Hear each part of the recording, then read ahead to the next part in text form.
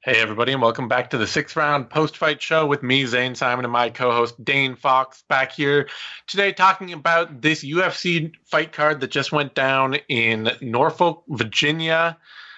Joseph Benavidez missing out on what could possibly be his final chance at a UFC title.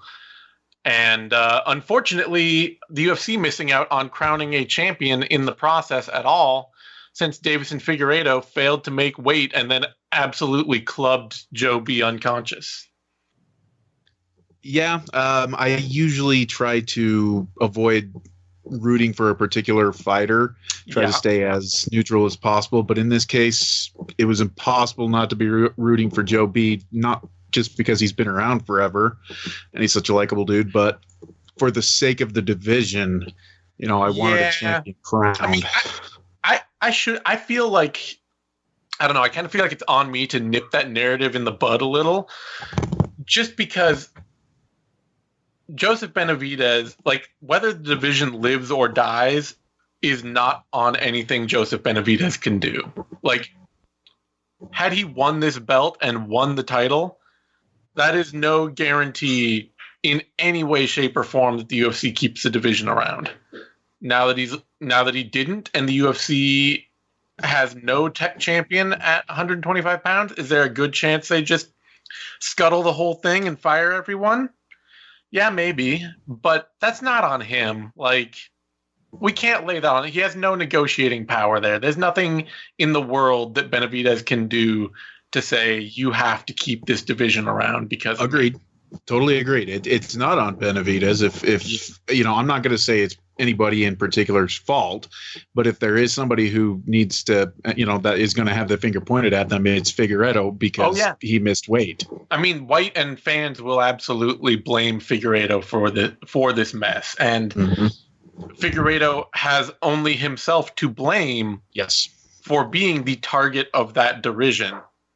However, he doesn't deserve it either. Like, missing weight happens. Like, it sucks, and it's not professional of him. It does not meet the standards of being a champion in a division. Like, you have to be able to make the weight. That is the one thing you have to be able to do, other than win fights, obviously. Yep. To become champion is you have to make weight all the time. So he, it's totally like he is totally to blame for not having a belt around his waist right now. But there you go. The fate of the division, that's not on him. He doesn't have that power. He doesn't have that responsibility. Totally agreed. Yeah. In my mind, it's just for one, I think go all the way back 2003. UFC puts on that lightweight tournament. BJ Penn and Kyle Uno meet in the finals, and they end up fighting to a draw.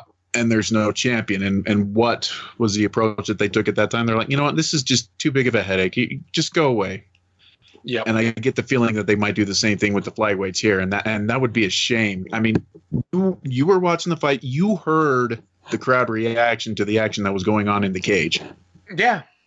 No. It was fantastic. Everybody was loving it.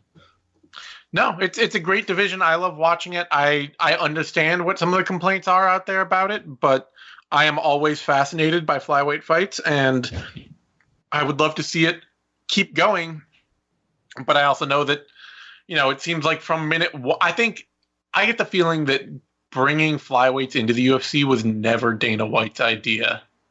And it's been something that he was begrudgingly convinced to do and has been secretly just kind of like, man, I hate this the whole time. Yeah.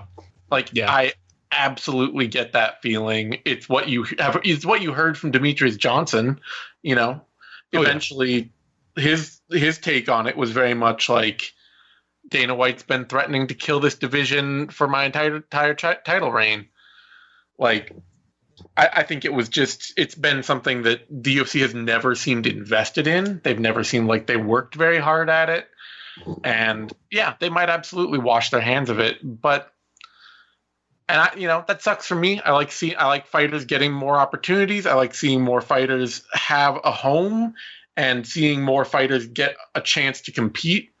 But at the same time, if the UFC is not going to be interested in selling a product and fans aren't buying the product to such a degree that the UFC, like, that it will support itself without the UFC, or that the UFC has to be in the market of flyweights, then they might as well just stop. Like, if you're not going to try, then, why do it? I don't like to say it because, like I said, I want to see the flyweight fighters get all the opportunities they can. I love watching them fight, but it's where they are. Yeah. Don't disagree. That said, this fight was awesome and it was fun. Great. And we should focus on that. Yes. I think the dynamic seemed exactly right from the moment of go. Joseph Benavidez out there putting all the output out, throwing all the shots, leading exchanges, landing cleaner. And I mean, even in the round one, I would say landing harder, which was impressive to me. Like, it seemed like he was landing the better shots all round one. But Figueiredo is just that dangerous. He's dangerous enough that even if he's only throwing one shot to every three that Benavidez is, man. Yeah. No, Benavidez was loading up on his shots in the first round. He was, you could tell he was actively looking for the knockout. Yeah. Leading with his head on multiple occasions. Yep. Like, there were a couple of times I was kind of surprised that Figueiredo didn't clock him earlier. Yeah. But Figueiredo's, I guess he's always kind of been a bit of a slow starter, get a little bit of a read on his opponents. And he didn't start warming up until the end of the first round when he clocked Benavidez good a couple of times. And, action picked right up in the second round where it left off in the first. The beginning of the end for Benavidez was when they bashed heads, and Benavidez emerged with a nasty cut over his eye. Like, right before the finishing blow came, you could see Benavidez wiping the blood from his eye. I have no clue if that might have played a part into it, if he was still loopy at that point, or if he just had blood in his eye. I don't know. But I don't necessarily know that he was concussed. I know Bisping brought that up, that he might have been. He didn't look it like he was moving well, but I definitely absolutely think that the reason that he got caught so clean and dropped so hard and hurt so bad is because he was obviously distracted. Exactly. He's focusing on this new cut. He's thinking about it. He's worrying about it. And suddenly here comes this monster right hand in. And, the shots that hurt you, the shots that put you away in a fight are the ones that you don't see coming. Mm-hmm.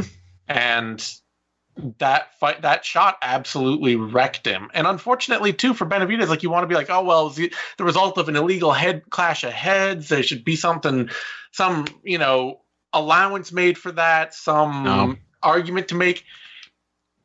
That headbutt was all on Benavidez. Yep. Like, that was entirely his fault. You could see the way it happened is he's driving into the pocket with these looping shots. Yep.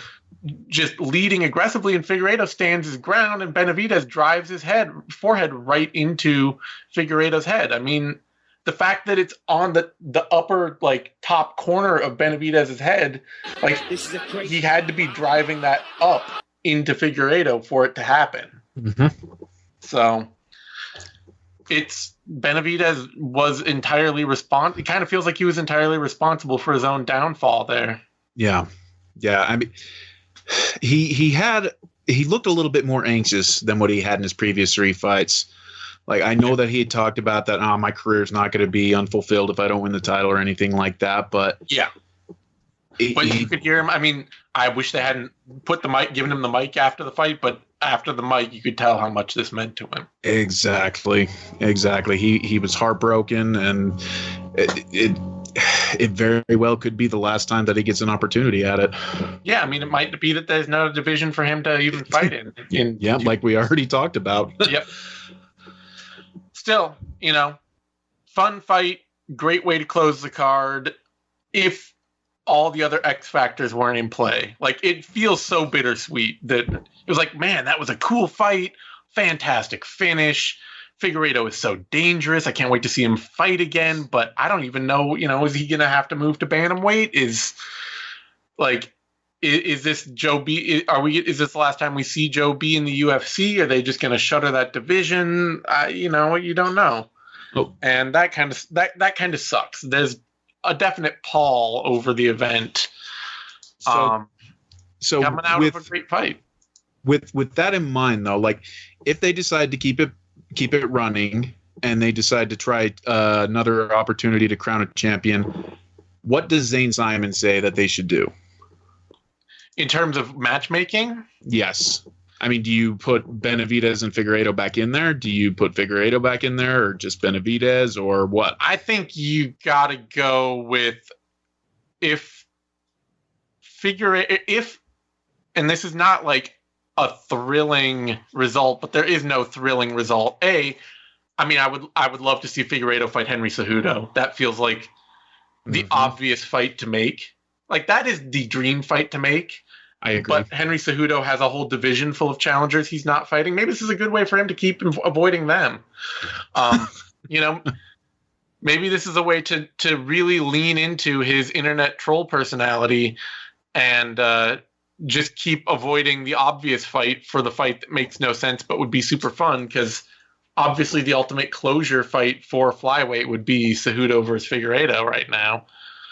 Otherwise, if Jussier Formiga beats Brandon Moreno, then I feel like you probably have to do Formiga versus Figueiredo, just because he's beat him before. Formiga's beat him before. And that was my thought as well. But the unfortunate thing there is that Formiga is like a Z-side challenger in terms of notoriety or interest. And if Formiga won, like, you really don't have a champion anybody cares about. Yeah, it's true. I mean, I love Formiga because he's been at or near the top for the last decade. Oh yeah, he always shows up, but like you said, there's not much that excites within him. I mean, even though he's a human backpack, along the lines of Demi and Maya, that doesn't get a lot of people excited. So, well, it's also really hard to like have a champion. It's hard to feel like the champion's the champion when he's been, knocked out twice by the guy who just lost the last title fight. Oh yeah. And the funny thing about Formiga's record, everybody who beats him goes on to fight for the title after. Except John Dodson. No. Dodson beat him and then fought for the title the first time, didn't he? Oh, that's right. Yeah. I forgot that he fought Demetrius Johnson for the title. Man, that was forever ago. And then Benavidez, Cejudo, Borg, and then Benavidez. Just, the weirdest record there. Yeah, no, it's true. It's just, it's unfortunate for Figueiredo that's the route in front of him. But yeah, Jussier Formiga versus Brandon Moreno will probably crown your next title challenger. Yeah. And it'll probably crown your next title challenger whether Figueiredo wins or not, which is not an auspicious thing. Or whether Formiga wins or not, True. Like Brandon Moreno, next UFC title challenger. Yeah, I could see that in about a year or two, but right now that sounds premature. Yeah. Co-main event. Co-main event.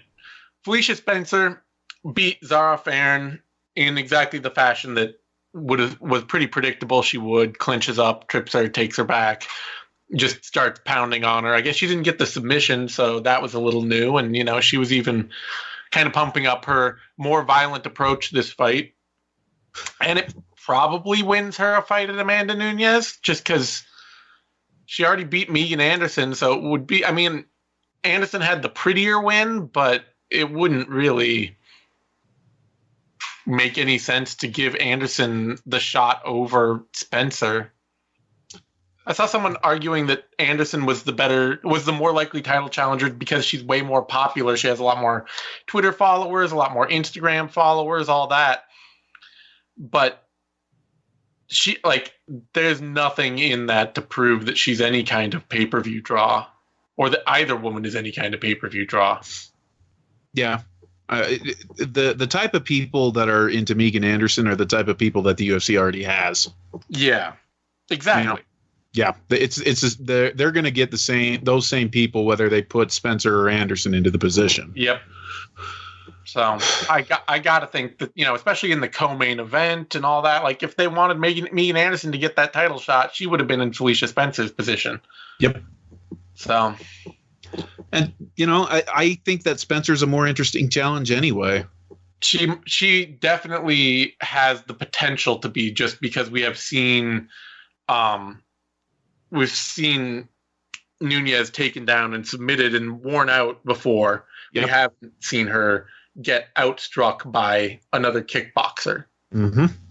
So yeah, there's a definite angle to drive an interesting narrative into Spencer versus Nunes that there is not for Anderson versus Nunes at all.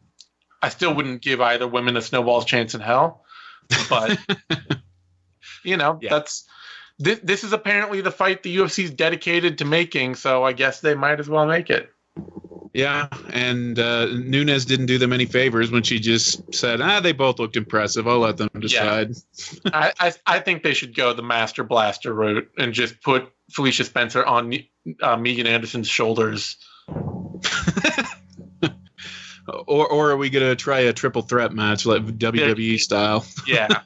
Put the UFC belt on a string in the middle of the cage, dangling over the cage. Put a ladder in there, and let's make this happen. Yep, we'll teach these ladies how to fall.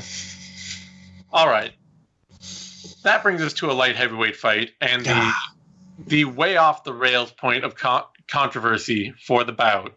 Now, before we get into anything else, I gotta know: faking it or legitimately hurt? Oh, he wasn't faking it. Yeah, because the first thing I saw it, and I was thinking like, oh, he's trying to clown a little. He's trying to fake his way out of this in real time. Like my first reaction seeing this, and and then he keeps going and he keeps eating shots. And I know he didn't. Not a lot of those landed clean, but enough of them did. Exactly. I'm not going to argue over what it means to eat shots. If you eat more than one strike, how many strikes landed count as shots. But then watching it in slow motion in the replay, the point that really drove it home to me, I think this is what drove it home to the ref, that he might be hurt, and I still think this call was terrible. Agreed. I think that there's no defending the decision to stop the fight then. 38 seconds into a bout, if a guy seems a little bit wobbled, you got to give him more time. Yes.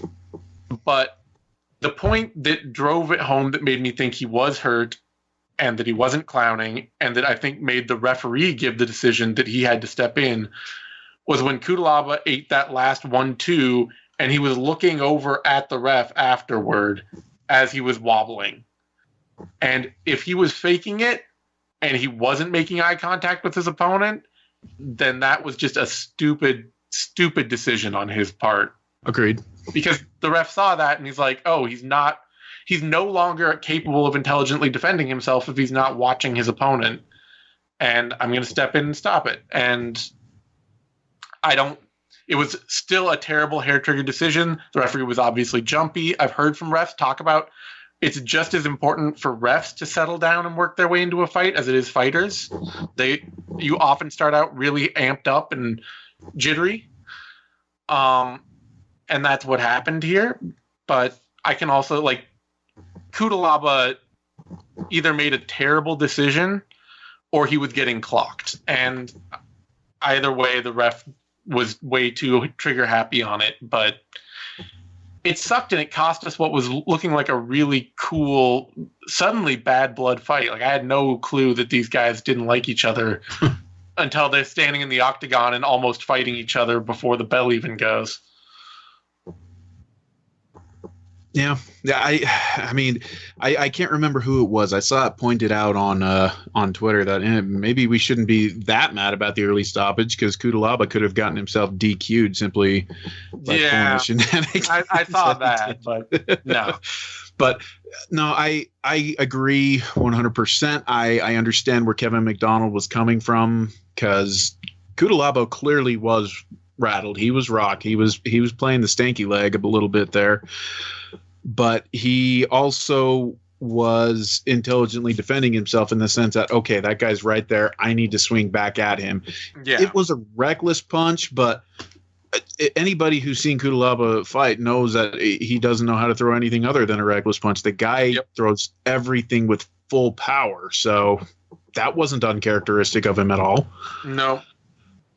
But yeah, he did what he always does. He rushed in there to try to take off Ankalaev's head, and Ankalaev was completely ready for what Cutelaba was going to throw at him, and he just continued to counter him at every opportunity. And when Cutelaba was struggling to throw back, he just teed off on him. And even if all of them weren't landing, it's still got to be disorienting to have these strikes coming at you, whether they're landing full power or not, you know? And so I think that contributes to Cutelaba being disoriented as he was.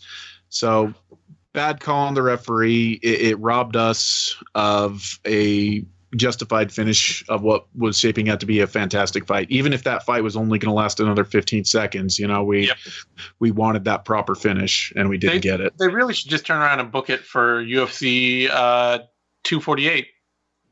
Oh, hell yeah. I'd totally be down for that. It's in Vegas. They've been through fight week. Just turn around and book it for tomorrow. Yeah. And if you want, make it a catch weight of 215 or something like that. Just capitalize while it's fresh. Yeah. Just book it again right now. It's a fight that, like, going into this, there was no part of me that was like, oh, I'm going to need to see this 2 or 3 times. But coming out of it, like, there's so much animosity. Like, there was so much tension in that immediate buildup. And then there's so much more tension now afterward. It's like, you got to build. Like, it's the only meaningful fight for either of these guys right now. Yeah. Is now to fight each other again. And, yeah, I hope that they could just turn around and book it again. 100% with you there. There's a narrative there. It's rare that they don't capitalize on that. Yep. That said, if you're right now at home listening to this, or in your car and screaming at the steering wheel and telling us that we're idiots and that he was just clowning and he was never even hurt for a second and he was never touched and everything was totally fine, and the ref is the biggest idiot in the whole world, and I assume some of you will be, and that's fine. It was still terrible decision-making on Ion Cutelaba's part. Like, that's the absolute root, is that through a whole barrage of strikes, he was acting like he was badly hurt, if you think he was acting. And he was not answering back in any meaningful enough way to, like, he didn't land anything in return. It wasn't like, oh, well, and he's being able to fight his way back into the fight. And he made a terrible series of mistakes there if he was really just trying to play up being hurt for tactics. He played it so well he fooled the ref, and, like, that's only on him. You know? If the point of that act is to fool someone into thinking you're hurt, then you can't blame the ref for thinking that you're hurt. Like, and I still blame the ref for the bad stoppage. I still do. But I blame Cutelaba more on that. Yeah. Ankalaev's about the only one who comes out of this clean. Yeah. No kidding. All right. That brings us to a women's featherweight about Megan Anderson, Norma Dumont. Fantastic knockout that made, there's nothing to say that Felicia Spencer won't get injured tomorrow. Yeah. There's nothing to say that UFC won't just choose Anderson anyway because she has more Instagram followers. I don't know. But it does feel like a really cool fight result that was instantly rendered meaningless by her opponent also winning her bout very decisively. Because there's nobody for Megan Anderson to fight now. Like, there are no other fighters in her division that she has not already fought. Yeah. And the UFC never seems to be taking the division very seriously. You know, they've had opportunities to go out and try to find some women at featherweight, but you know, before you know it, Bellator's snatching them all up, and you would think that the UFC would have more pull if they were taking that serious. So yeah, much like the flyweight argument I made earlier, it seems like a division that you get the feeling Dana White never wanted it. Yep. And it was thrust upon him by the necessity of Cyborg being, as she proved to be, ultimately a mid-level pay-per-view draw for the company, a big enough deal that they could sell fights off of her. Yep. And now it's just there, and nobody wants it, and the UFC is just trying to figure out what the heck to do with it. Yeah. They've tried to put a little bit of a push behind Anderson. She hasn't drawn enough eyeballs, you know, and it's not like the fighters that they do have in the division really seem like they belong there. Like Dumont, she looks like she'd be better off at bantamweight, and she's fought been there a before bantamweight too. Up until this point. Yeah. So it's a mess. I mean, I know we were talking about Spencer fighting Nunes next and the possibility of Anderson doing it, but if they're going to eliminate a division, I think that women's featherweight would be more appropriate than flyweight. Well, yeah, I expect it'll be gone before long, unless they actively start signing people there. Then they've already been whittled it down from like 5 to 4. You know, it's slowly cutting away. Yeah. All right. For that, we had Grant Dawson beat Derek Minner, and this was a pretty fun, wild fight for a short notice replacement. And you know, most of that's on Minner, who always fights like a wild man, who is either going to win in round one or lose in round two. And he absolutely took a great fight to Dawson. He had a guillotine on him deep a couple of times, and Dawson admitted it himself. You know, he said, look, either I'm going to sleep or I'm getting out of this, because he wasn't going to tap. Yep. So, you know, it was, like you said, a fun scrap. Minner's kill or be killed attitude always makes it him somebody worth watching. But unfortunately, the win for Dawson's tainted, as he missed weight by quite a bit. He came in at 149.5, I think it was. Yeah. Yeah, I mean, that was always the biggest thing to me going into this. Is like Minner he's a 5'7", probably honestly a bantamweight, except he likes to carry some muscle and, you know, really sling for power. And Dawson is basically a lightweight overcutting to get to featherweight. Because he likes being the bully. Yep. And it showed up in the cage, and, you know, fun scrap. Dawson fought off a hard first round to come back and get the win, but yeah, there's still like an air around him as a guy who is overcutting to be the big guy at featherweight and leaning on that more than skill at the moment. Yeah, and he's only 26, so in other words, his metabolism hasn't slowed down to the extent that it's going to, and if he's missing weight as badly as he is now, he's going to be at lightweight before he knows it. Yeah, it's true.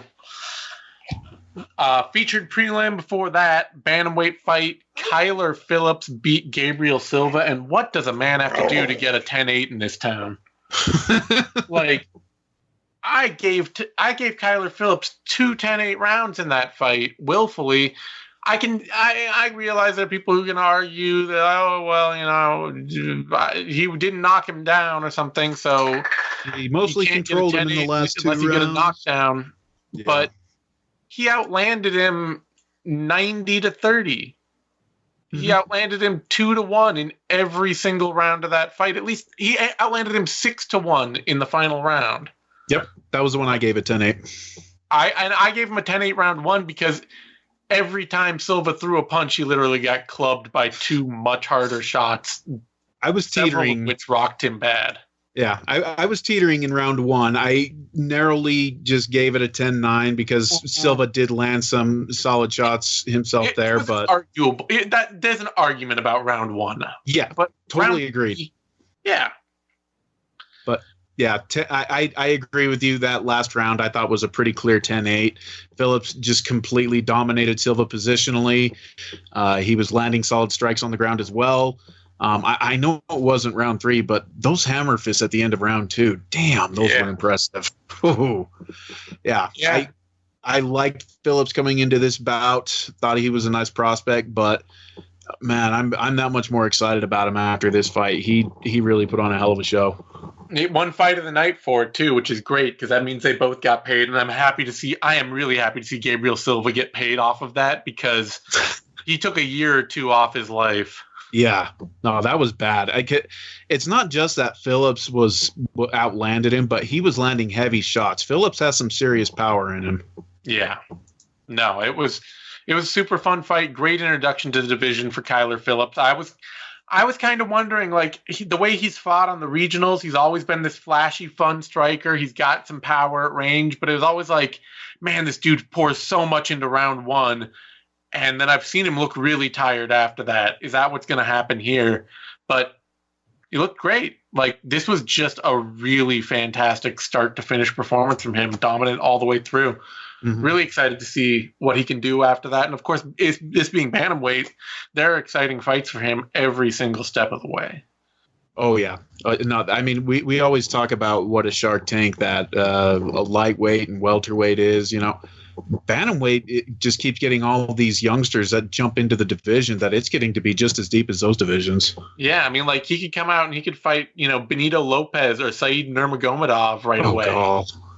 And then, there's Montel Jackson out there and Ricky Simone and Merab Dvalishvili, and like, they're just super fun fights all the way up that division. Yeah. And there's nobody there that you're just like, oh crap, but if we throw him against him, that'll be a stinker. There's not a fighter that you think of at bantamweight that you're like, that's not a fun fight. No. Really great performance from Phillips. Can't wait to see more of him in the future off that win. And that brings us to Brendan Allen at middleweight, and a dude that I think I'm going to have to put into my chronically underrated pile. In part, I worry that anxiety has gotten the better of Tom Breeze, perhaps, and that he's just not mentally there to be the fighter that he once was. Mm-hmm. He definitely, it definitely did not seem like he was badly hurt when the ref waved the fight off, but Breeze was also not fighting back and did not protest the stoppage at all. So I've had issues with anxiety myself in the past, and one of the big problems with anxiety is you just start to overthink everything. Yep. And when you're fighting, that is the worst thing that you can do is overthink. You've got to be reacting when you're in the cage. And Breeze wasn't doing a lot of reacting. Allen pretty much did whatever the hell he wanted with him there. Yeah, you could see too. I mean, really, especially Breeze, he tried that trip takedown early and dragged Allen on top of him. And when he hit the ground, the look of frustration on his face, like, the way that fight ended, you just have to wonder if that was just the start of a spiral after that, where it was just like, oh, how did I get here? I can't believe it. And Breeze has been doing grappling bouts, right? Yeah, I think so. Okay. Let me see.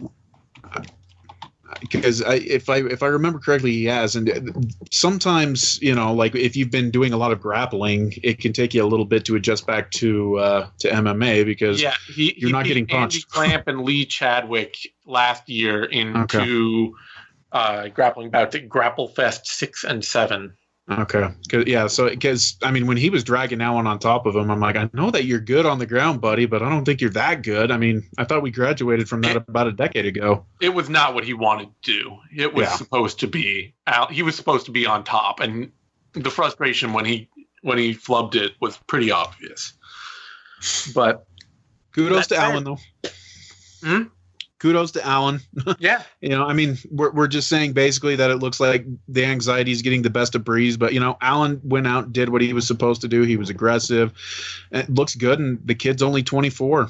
Well, I liked his call out too. He's walked into the UFC now with wins over Oh, damn it. Holland? Yeah. Yep. With wins over Holland and Breeze, and like those are two fights that I did not think Allen could win. They were not fights that I picked him to win. Thought, he's got a great aggressive style where he's an aggressive striker who walks into the pocket. Mm-hmm. He's an aggressive grappler who will give up position for submission every time. I was just like, this dude is wild to a fault. Mm-hmm. But the fights, he's walked in and he's beat two really legit fun fighters.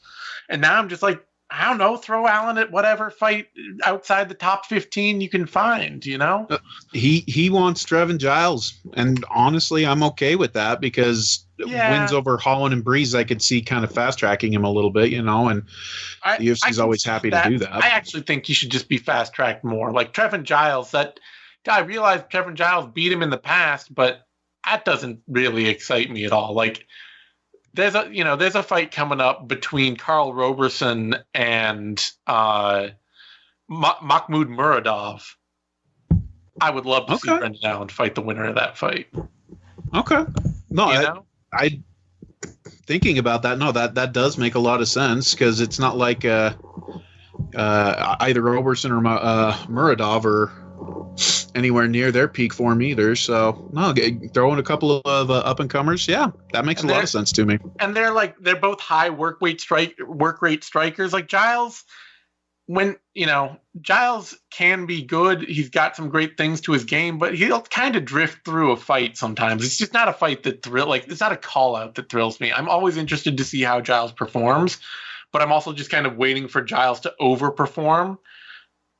And rather than being like, oh yeah, Giles I'm waiting for Giles to have the performances that we just saw Brendan Allen have, where I was like, I did not think Giles could win this fight. Yeah. And instead we've seen like Giles barely squeaking by James Krause, a blown up lightweight on a day's notice. Yep.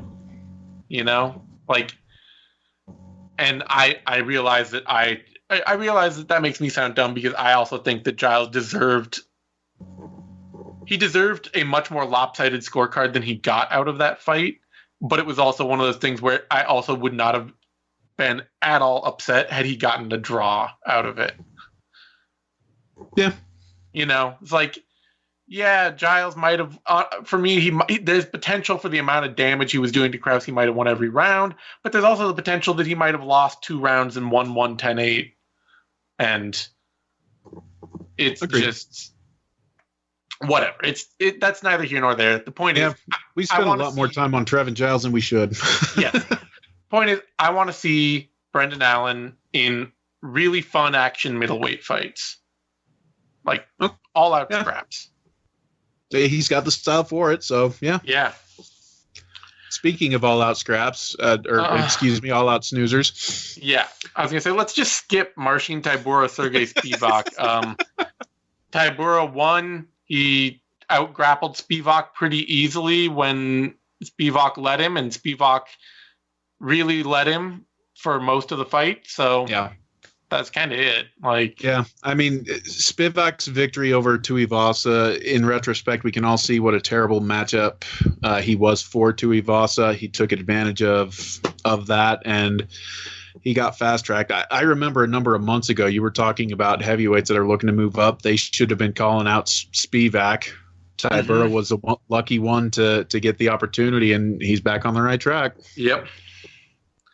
Yeah, it's one of those things where like Tuivasa, Spivak won one really interesting fight. Yep. And then everybody's like, oh, Sergey Spivak, he's gonna start crushing some people, and it's just like, no. This wheel turns right back around in a hurry. And the funny thing is, I thought he even looked improved in this fight compared to what he has been. But it's like, but it's still too much too soon for him.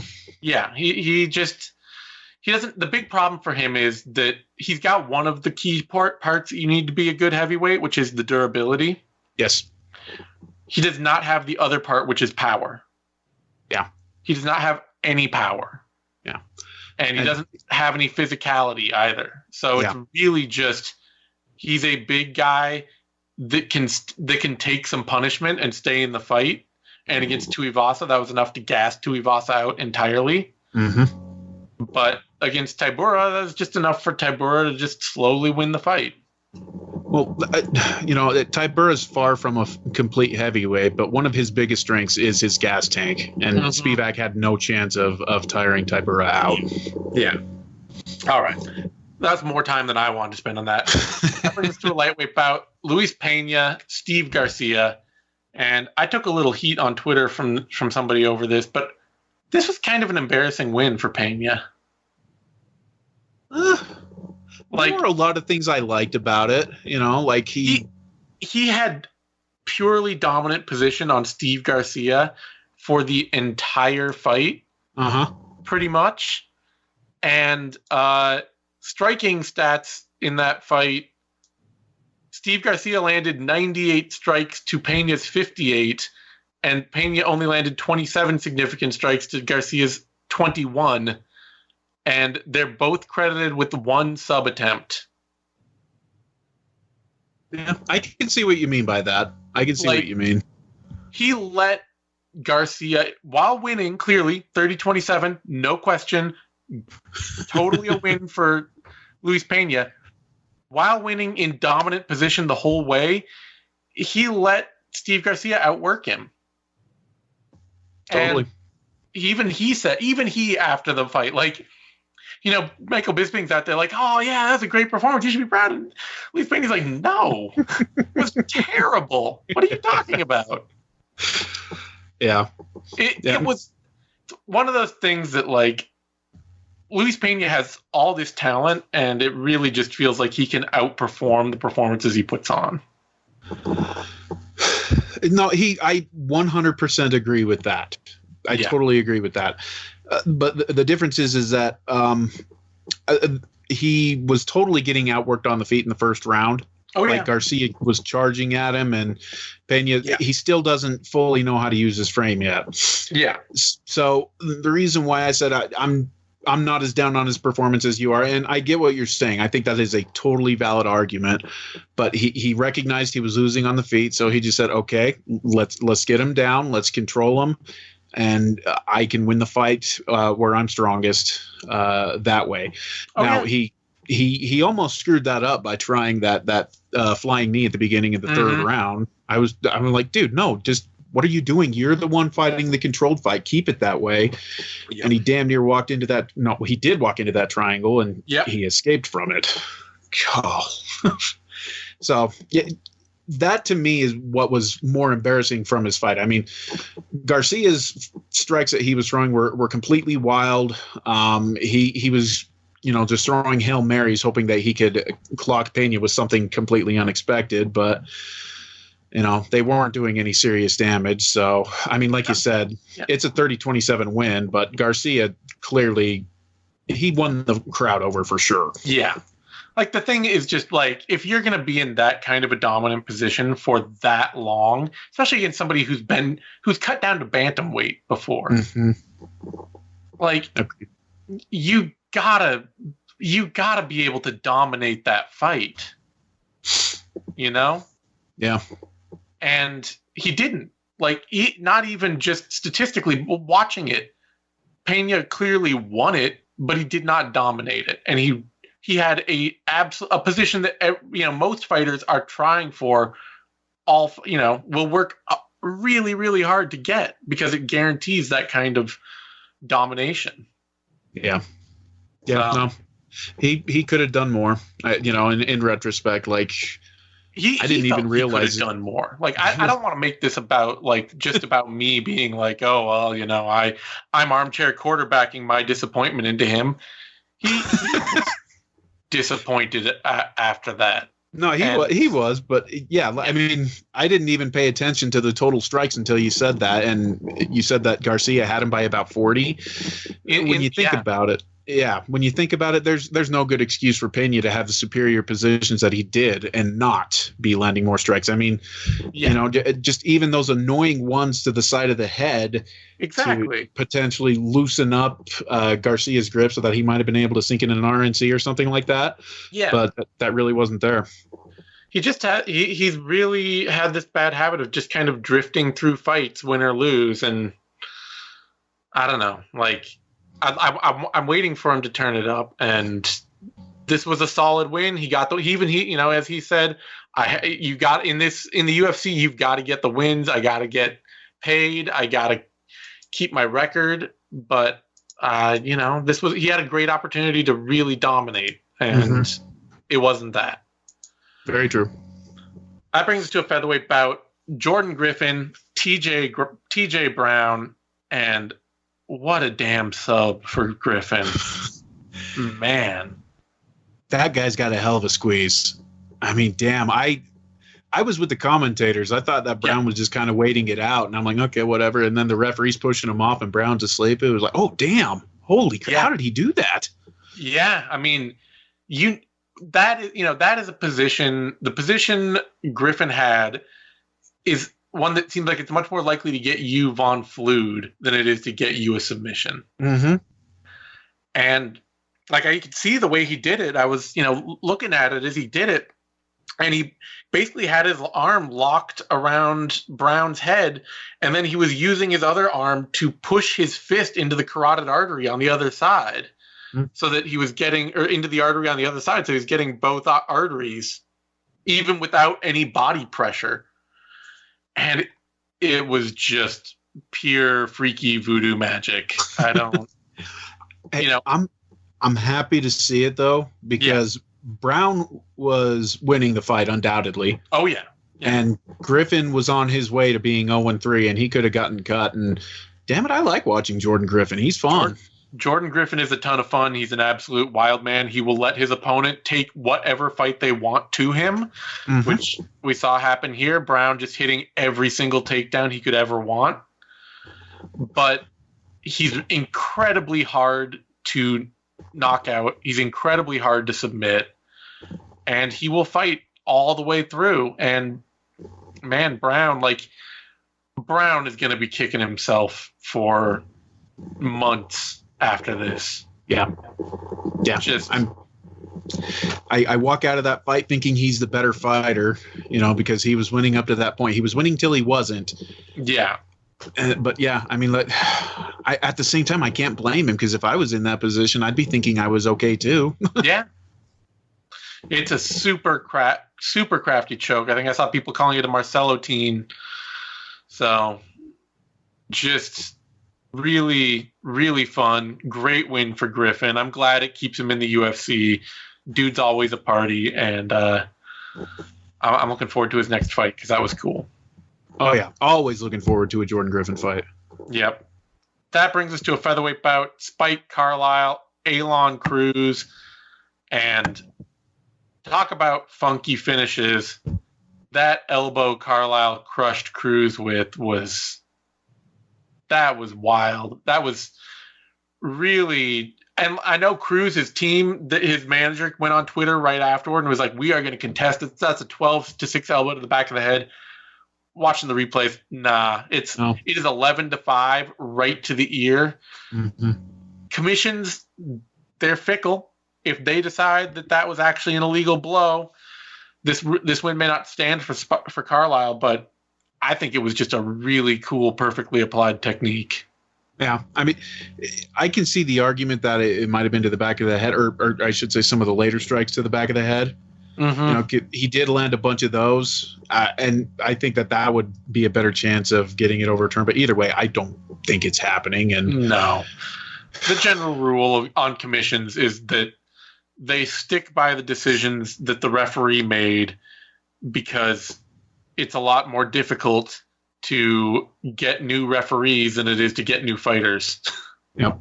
And, the last time I can remember a commission overturning a decision, it was actually because the referee went to the commission and said, I screwed up, or at least within the UFC. And that was, I can't remember his name, but he choked out Drew Dober down in Brazil. Yeah. And it wasn't actually a choke out. Silva. Yeah, that's it. Yeah, but that's also like the Brazilian commission, like they run, that's a position too where like that's one they're running the whole show for the country, and they're doing it as an independent governing body with their own oversight and appointment and stuff like that. Whereas, like, it's just a different process than state commissions, which have appointed figures and are running as an state organization. Speaking of commission, did you see on Twitter how even after fights were called, via stoppage, how the scorecards were being turned? They were scoring him 10-7 rounds for a stoppage. Yeah, what the hell's up with that? That makes no sense to me. I guess they feel like it must feel like scorecards have to record something no matter what.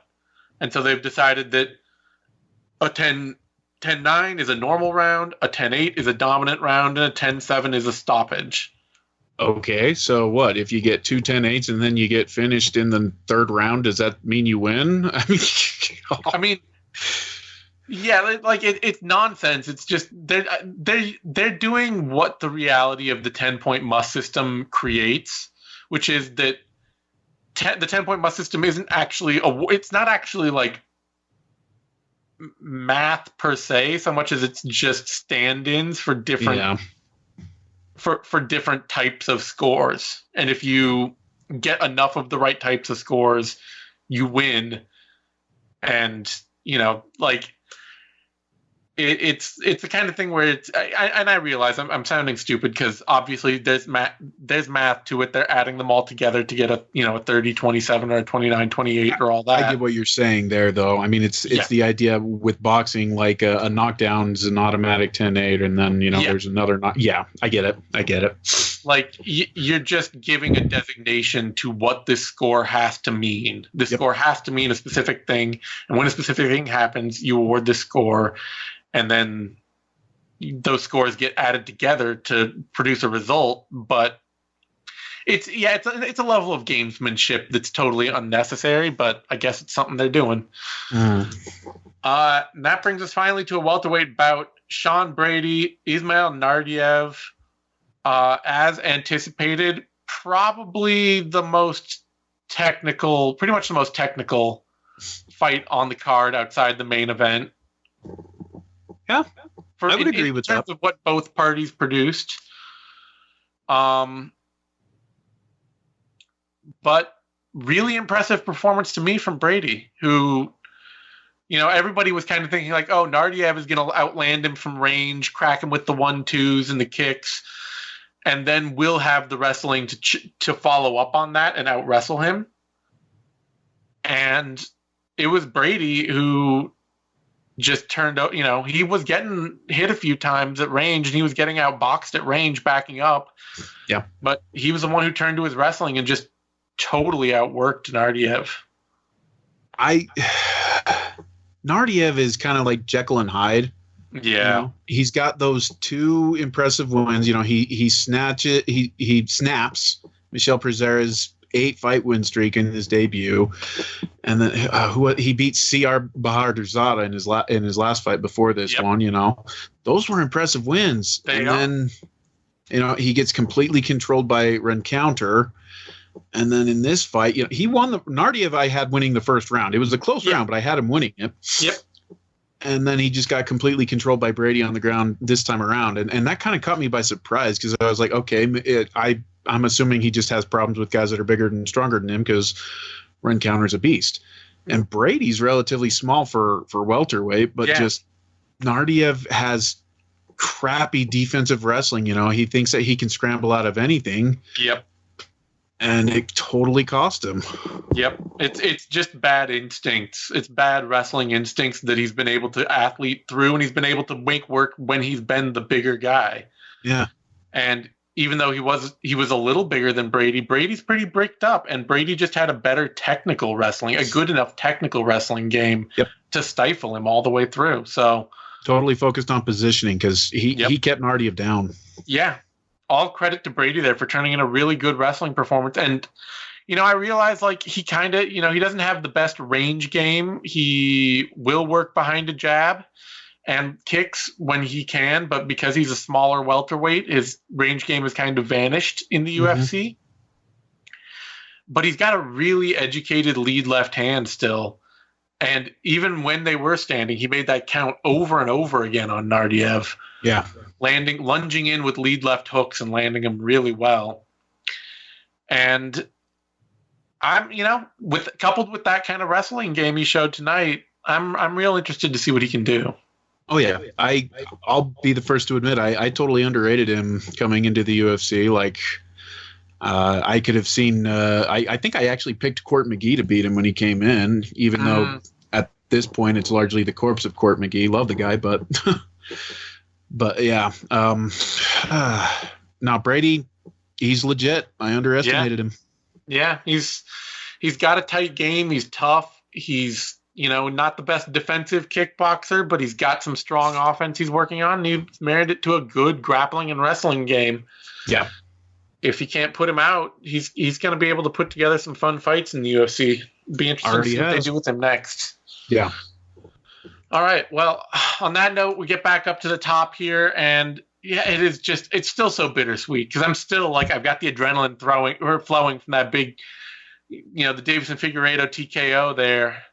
I'm feeling it, and then I just keep thinking about all the cascading extra stuff that's on top of that, and it's really I'm feeling very internally conflicted.